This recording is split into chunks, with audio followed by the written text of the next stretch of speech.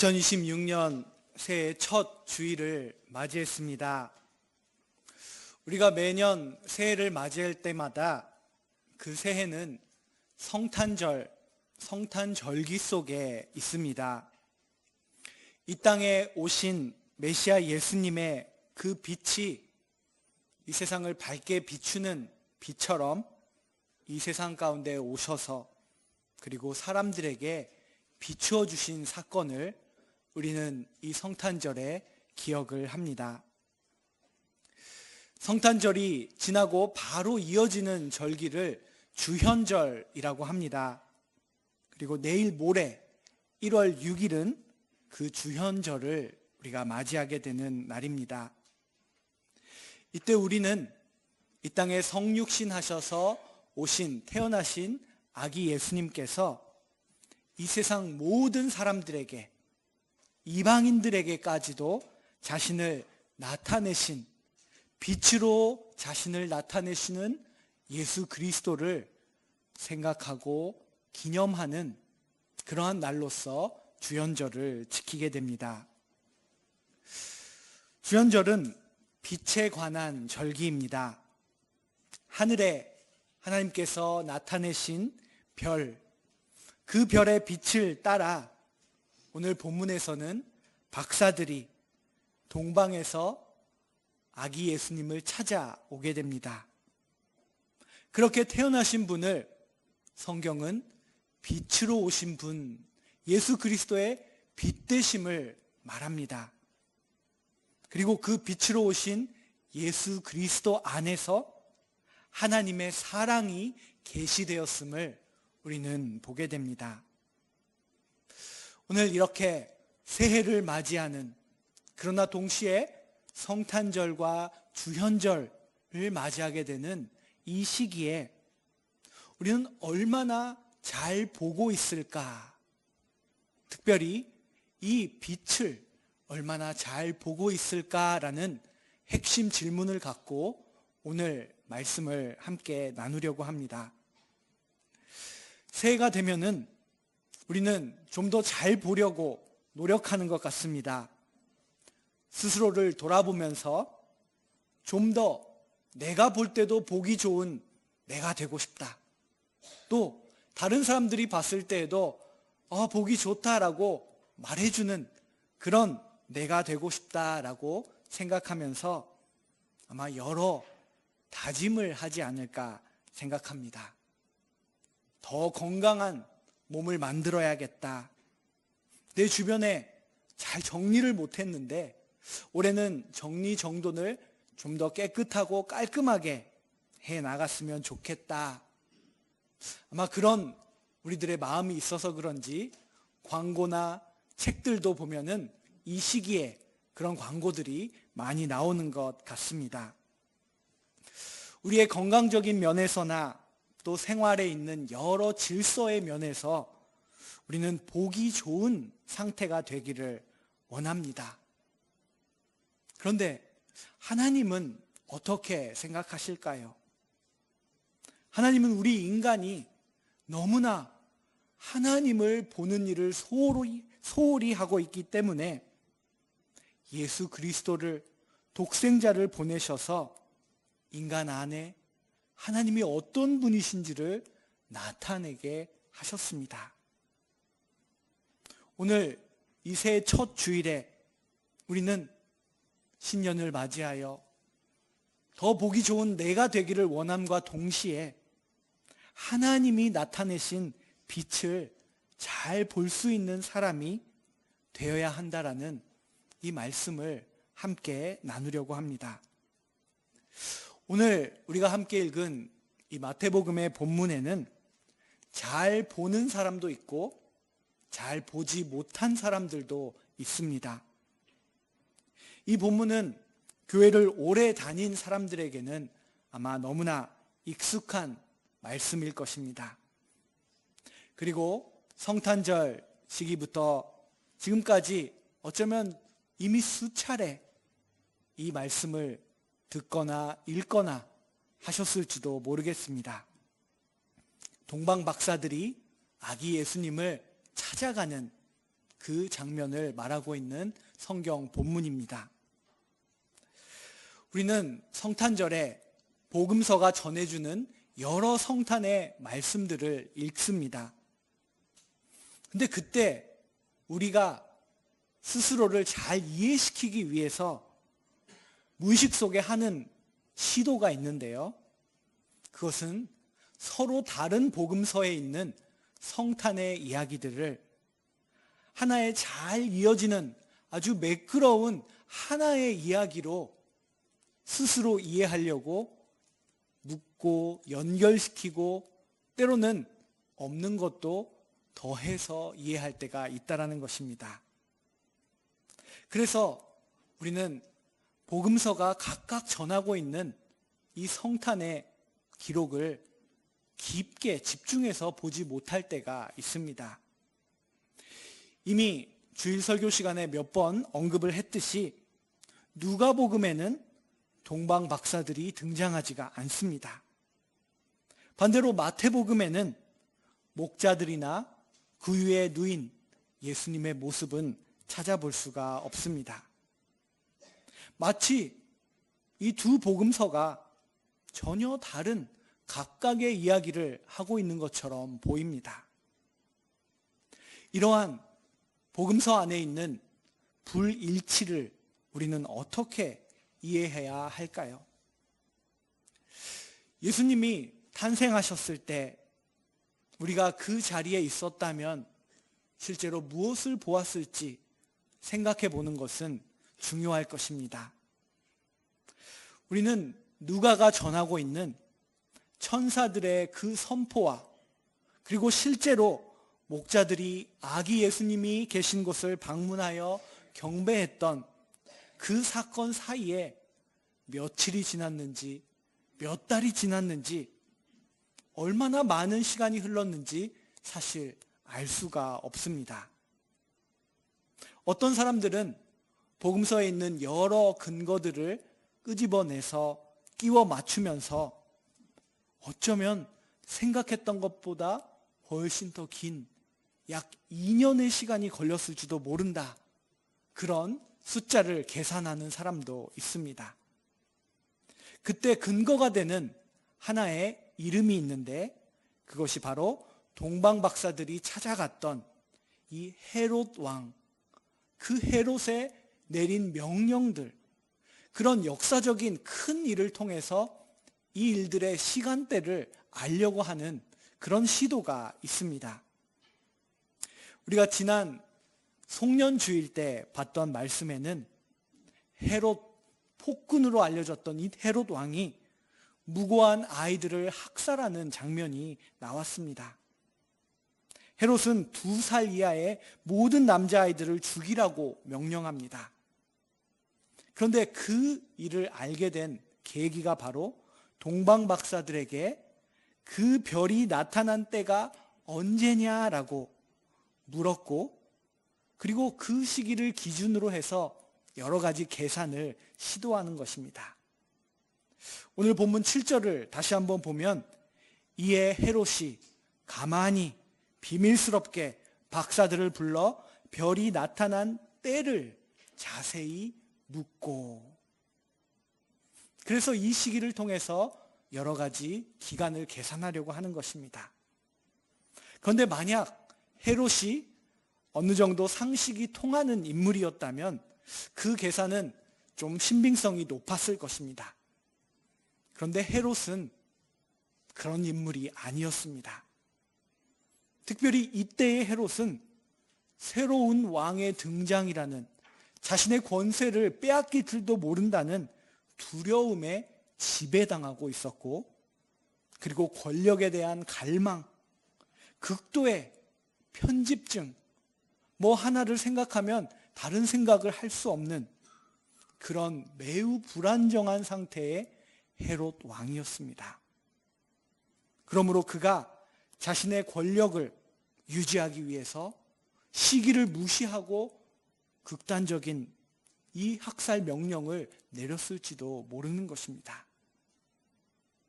다시 말해 마태가 누가가 전하고 있는 이 복음서의 예수님의 탄생에 대한 기록에 사이사이에 있는 사건과 사건의 시간이 얼마나 긴지 우리는 알 수가 없다라는 것입니다. 그런데 분명한 것은 목자들이 예수님을 처음 방문했을 때와 이 동방 박사들이 방문했을 때 사이에는 분명히 어느 정도 시간이 있었다라는 것입니다. 성탄 이야기를 우리가 들으면서 먼저 목자들이 방문하고 그리고 그날 저녁 그 거룩한 밤 그날 박사들도 왔을 것이다라는 성경에 기록되어 있지 않는 우리들의 생각이 있지만 사실 시간은 분명 지났을 것입니다. 왜냐하면 마리아와 아기 예수님은 더 이상 마태의 본문에서는 마구간에 계시지 않습니다. 어떤 한 집으로 이미 옮겨져 계십니다. 그렇기 때문에 시간은 분명 지났을 것입니다. 복음서를 기록하는 기록자인 마태에 있어서 중요한 것은 우리의 관심과는 좀 다릅니다. 얼마나 정확히 며칠이 지나서 어떤 사건이 일어나진 그런 것을 세세히 기록하는 것보다 더 중요한 것은 보는 사람들이 있었다. 수많은 별들 중에 하나님이 비추게 하신 그 별빛을 보는 사람들이 유대인이 아니라 저 동쪽 이방 나라에 있었다라는 것을 먼저 말하고 있습니다. 그리고 그 동방의 박사들이 자신들이 찾고 있던 것을 결국은 발견했다라는 그 사실을 마태는 전하고 있습니다. 동방 박사들은 잘 가다가 잠시 길을 벗어나게 됩니다. 그들은 동방의 어느 나라인지는 알 수는 없지만 그 나라에서 상당히 경제적으로도 사회적 지위적으로도 높은 자리에 있었을 것입니다. 그래서 유대 땅에 예루살렘에 도착했을 때 그 지역을 다스리는 통치자를 먼저 만나고 정중하게 인사를 하는 일이 필요하다라는 것을 알고 있는 사람들이었습니다. 그런데 헤롯을 만났을 때 그들은 지금까지 왔던 길을 완전히 잃어버릴 수도 있는 위험에 처하게 됩니다. 그 별을 따라가고 있을 때는 모든 것이 순조로웠습니다. 그렇지만 외교적이고 정치적인 헤롯을 방문했을 때 그들의 발걸음이 별에서 별을 바라보는 시선에서 왕을 바라보는 시선으로 바뀌었을 때 진정 찾아야 하는 것을 보지 못하는 곤경에 빠지게 된 것입니다. 여기서 이 동방 박사들과 헤롯 왕의 만남을 통해서 마태가 우리들에게 전하고자 하는 한 가지 요지는 분명합니다. 우리는 잘 보는 사람이 되어야 한다. 더 정확하게 말하면 우리 눈에 잘 보이는 사람이 아니라 하나님께서 우리들에게 보이게끔 하시는 그곳을 그 인도하심을 잘 보며 따라갈 수 있는 사람이 돼야 한다라고 마태는 말하고 있습니다. 마태가 오늘 본문을 통해서 우리들에게 전해주는 그 보는 것과 인도하심의 주체는 그 세상의 어떤 권세자도 아니었습니다. 마태는 하나님께서 그것을 보이시고 인도하시는 분이라고 말하고 있습니다. 오늘 본문의 2절 말씀을 다시 한번 보겠습니다. 유대인의 왕으로 나신 이가 어디 계시냐? 우리가 동방에서 그의 별을 보고 그에게 경배하러 왔노라. 하늘에는 이 박사들이 만든 별이 아니라 그들의 힘을 초월한 곳에서 별의 빛이 있었다고 말합니다. 그 별의 책임자는 한 분이셨습니다. 바로 하나님께서 책임을 지고 그 빛을 비추시고 인도하셨다라는 것입니다. 하나님은 우리들에게 혹은 이 동방 박사들에게 너희들 스스로 별을 만들어내라라고 말씀하시지 않습니다. 우리는 어둠 속에서 스스로 길을 인도해 나갈 필요가 없다라는 것입니다. 마태복음을 비롯하여 성경은 반복해서 우리들에게 하나님께서 준비하신 빛이 있다고 말하고 있습니다. 그렇다면 우리가 해야 할 일은 열심히 내 빛을 만들려고 하는 것이 아니라 하나님께서 예비하신 빛을 따르는 것이다 라는 것입니다. 이것은 마태가 전하고자 하는 두 번째 핵심 요점으로 이어집니다. 하나님이 우리들에게 그 빛을 보여주셨을 때 우리는 결단을 내려야 한다라는 것입니다. 하나님께서는 별을 보내어서 비추게 하시고 그리고 그 빛을 본 사람들을 억지로 마치 쇠사슬로 묶어서 끌어오는 것처럼 끌어당기시지 않으셨습니다. 박사들은 많은 별들 중에 자신들이 본 적이 없는 특별한 별을 보게 되었고 그리고 그 별을 따르기로 결정을 내렸습니다. 우리는 먼저 그 별을 봐야 하고 그리고 그 별을 따라갈 것인지 아니면 봤지만 나의 삶 속에 머물러 그 별을 무시할 것인지 결단을 해야 한다라는 것입니다. 여기서 하나님의 마음을 우리가 알 수가 있습니다. 하나님은 별을 보는 순간 이 동방 박사들이 자동적으로 기계적으로 그 별을 따라가도록 마치 꼭두각시처럼 만드시지 않으셨다라는 것입니다. 즉 하나님께서 찾고 원하시는 사람들은 스스로 빛을 봤을 때 결단하여 따르는 사람, 예수님을 따르는 결단을 했던 제자들처럼 내가 따르겠습니다, 순종하겠습니다라는 결단이 있는 사람들을 찾으신다라는 것입니다. 이 동방 박사들, 이름은 알 수 없는 그리고 이방인인 이 사람들 안에는 분명한 결단이 있었다고 마태는 전하고 있습니다. 오늘 우리가 10절까지 봤는데요. 이어지는 12절을 보게 되면 그들은 꿈에 헤로데게로 돌아가지 말라 지시하심을 받아 다른 길로 고국에 돌아갔다라는 말씀이 나옵니다. 그들은 헤롯이라는 그 당시에 권력을 가진 사람으로부터 베들레헴에 갔다가 돌아오는 길에는 나의 궁에 다시 한번 와서 그 메시아라고 하는 사람이 어떤 사람인지, 유대인의 왕의 그 아기가 어떤 존재인지를 다 나에게 알려주어라라는 아주 강압적인 명령을 받았습니다. 그렇지만 그들은 무엇을 따라야 할지, 그들이 어느 길로 가야 할지, 누가 자신을 인도하시는 분이신지를 판단했다라는 것입니다. 다른 길로 고국에 돌아가니라. 그들은 처음부터 동방 나라에서 결단을 하고 먼 길을 떠나 예루살렘까지 온 사람들이었습니다. 그리고 이제 돌아가는 길에 꿈을 통해서 빛을 비추시는 하나님의 말씀에 그들은 순종하여 헤롯으로 가는 길이 아닌 다른 길로 고국에 돌아갔다라고 말합니다. 이것은 용기가 필요한 결단입니다. 어쩌면 헤롯이 이것을 문제 삼아 자신들을 찾아 무력을 행사할 수도 있습니다.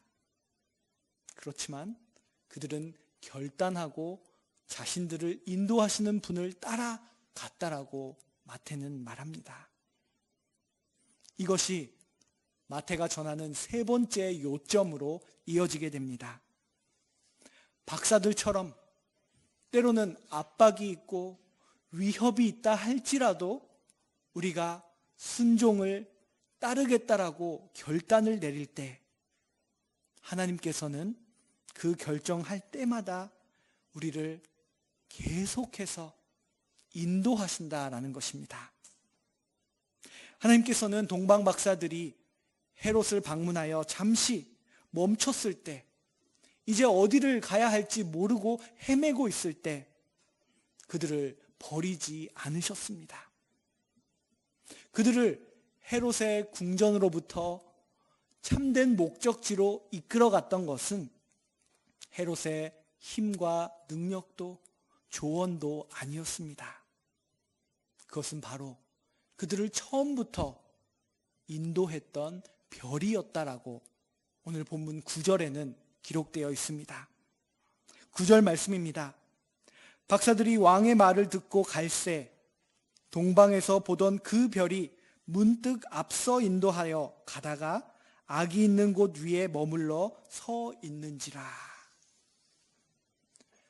다른 어떤 것도 아닌 하나님께서 멈춰서서 이제 우리가 왕을 찾으러 왔는데 헤롯 왕밖에 없는 이 상황 속에 다시 한번 계속해서 이끌어 가셨다라는 것입니다. 여러분, 우리의 삶도 그런 것 같습니다. 메시아를, 예수님을 구주로 영접하고 신앙생활을 시작했습니다. 박사들처럼 분명 여러분 한 사람 한 사람의 믿음의 결단이 있었을 것입니다. 그런데 그때 우리의 삶에 헤롯들이 나타납니다. 이 길이 맞다. 내가 지금 실력을 갖고 있는 사람이다. 나의 말을 들으라. 그때 우리는 헤매고 어디로 가야 할지 모른다라는 것입니다. 그러나 바로 그때 문득 그들을 앞서 인도하는 그 별이 나타났다라고 오늘 본문은 말해주고 있습니다. 그러므로 우리는 그 별을 봐야 하고 결단해야 이 하나님의 계속되는 인도를 받을 수 있다라는 것을 알 수가 있습니다. 선지자 이사야는 그의 예언 속에 빛에 대한 이야기를 많이 전했던 사람입니다. 이사야의 예언의 말씀을 잠시 보기 원합니다. 이사야 60장, 이 장은 우리들이 많이 들어본 장입니다. 일어나라, 빛을 발하라. 그 말씀이 60장에 기록되어 있습니다. 그런데 그 말씀을 조금 더 읽어 나가다가 60장 4절에 오면 이렇게 기록되어 있습니다. 너의 눈을 들어 사방을 보라. 이사야는 우리가 눈을 들어 사방을 보라라고 말합니다. 그 사방에서 인간의 역사가 아닌 하나님의 일하심을 보라라고 말합니다. 눈을 들어 보는 것, 한편으로는 쉬운 일이면서도 다른 한편으로는 어려운 일일 것입니다. 쉬운 이유는 이것입니다. 우리가 해야 할 일은 단지 눈을 들어 우리를 초월하신 분, 우리의 욕망과 노력과 우리의 능력과 연약함을 넘어 있는 곳에 계신 분을 바라보기 때문에 우리는 그분을 바라볼 때 쉽게 다음 길을 볼 수가 있습니다. 박사들을 인도하신 것처럼 우리를 인도하시고 영감을 주시고 우리를 가르쳐 주시는 그분을 향해 우리의 눈을 든다라는 것입니다. 그런데 어쩌면 이 고개를 드는 것, 주변을 바라보는 것, 이것이 어려울지도 모릅니다. 단순하지만 때로 결코 쉽지 않습니다. 왜냐하면 우리가 스스로의 길을 막기 때문입니다. 우리는 우리를 구속하시고 붙드시는 분을 의지하기보다는 고개를 들어 보기만 하면 되는데 보기보다는 나의 힘을 보려고 하고 내가 지금 얼마나 자원을 많이 갖고 있는지, 내 지갑에 지금 얼마나 실력이 있는지 그것을 보려고 합니다. 그렇기 때문에 이사야는 이어지는 5절에서 그 본다라는 것이 어떻게 이루어지는지를 말하고 있습니다. 5절을 보면 그때에 네가 보고 기쁜 빛을 내며 네 마음이 놀라고 또 화창하리니 라고 말합니다. 그때에 네가, 여기서 말하는 네가는 한 사람이 아닙니다. 히브리어를 보면 여기서의 네가는 복수를 말하고 있습니다. 즉 혼자 보는 것이 아니라 이스라엘 신앙 공동체, 백성들이 함께 볼 때에 너희들은 기쁨 속에 그 빛이 너희들 안에 들어오는 것을 느끼며 놀라게 될 것이다 라고 말합니다. 우리가 보는 그 빛, 그 빛을 보고 결단을 할 때 그 결단은 혼자서 끝나는 것이 아니라는 것입니다. 우리에게는 공동체가 필요한 이유가 바로 여기 있습니다. 교회, 에클레시아라는 공동체가 우리가 함께 그 빛을 보게 하고 함께 그 빛을 따르기로 결단하게 하고 함께 헤매다가도 계속하시는 하나님의 인도하심을 보게끔 만드는 것이 바로 이 공동체라는 것을 성경은 말해주고 있습니다. 믿음의 공동체는 나 혼자 위를 보는 것보다 더 오랫동안 우리의 시선을 계속해서 위로 돌릴 수 있도록 힘이 되어줍니다. 우리가 함께 있을 때 우리의 넘어 계신, 그리고 우리의 밖에 있는 역사하시는 분을 바라볼 수 있는 그 힘이 더 커진다라는 것입니다. 우리가 믿음의 공동체로 함께 할 때 혼자일 때보다 더 잘 볼 수 있는 사람들이 된다라고 마태도 이사야도 말해주고 있습니다. 새해를 맞이하는 이 신년, 이 정월의 시간을 보내면서 우리는 지금 어떻게 보고 있는지 질문을 갖고 오늘 말씀을 함께 살펴보았습니다. 우리가 다시 한번 빛으로 오신 예수 그리스도의 주되심을 고백하고 하나님의 사랑만이 우리들을 움직이게 하는 그 빛 원동력이라는 것을 다시 한번 먼저 받아들이기 원합니다. 그리고 그 다음에 우리에게 비추어진 그 빛을 충분히 받고 나서 이제는 우리가 아는 사람들과 또 잘 모르는 낯선 사람들과 올해에도 많은 만남을 이루게 될 텐데 그 만남 속에서 우리는 예수님의 빛을 반사하여 비추는 사람들이 되기를 원합니다. 또한 여기서 더 나아가서 우리가 만나는 어쩌면 나보다 더 못하다고 생각했던 그 사람 안에도 이미 예수님의 빛이 있다는 것, 그 사람 가운데 있는 하나님의 형상과 그리스도의 모습을 발견하시는 그런 발걸음을 우리가 걷는다면 우리는 새해를 맞이하여 지금 어떻게 보고 있습니까? 라는 이 질문에 당당하게 대답할 수 있을 것입니다. 주님, 우리는 지금 잘 보고 있습니다. 하늘에서 비춰주신 저 별을 우리는 보고 있고 결단합니다. 그 빛을 우리는 반사하여 이웃들에게 비추려고 합니다. 그리고 저 이웃이 비추고 있는 그리스도의 빛도 보고 있습니다. 그렇게 잘 보는 우리들 가운데 어떤 일이 일어나는지 오늘 우리가 읽었던 마지막 10절 말씀 우리 함께 다 같이 읽기를 원합니다. 그들이 별을 보고 매우 크게 기뻐하고 기뻐하더라. 그들입니다. 그 혼자가 아니라 그 별을 보았던 사람들, 결단을 같이 내린 사람들, 그리고 끝까지 헤매다가도 그 빛을 따라 순종했던 사람들, 그들이 매우 크게 기뻐하고 기뻐하더라. 올 2026년 한 해가 잘 보는 사람이 되어서 주님 주시는 기쁨으로 기뻐하고 기뻐하는 우리 동경교회 신앙 공동체가 되기를 간절히 소망합니다. 기도하겠습니다. 우리들에게 빛을 주시는 하나님 아버지, 지난 대강절 때부터 우리는 작은 빛을 보기 시작했습니다.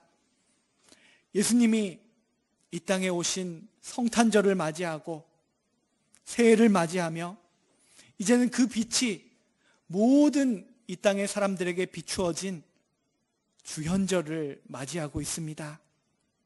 하나님, 이 시기에 우리도 잘 보는 사람이 되기를 원합니다.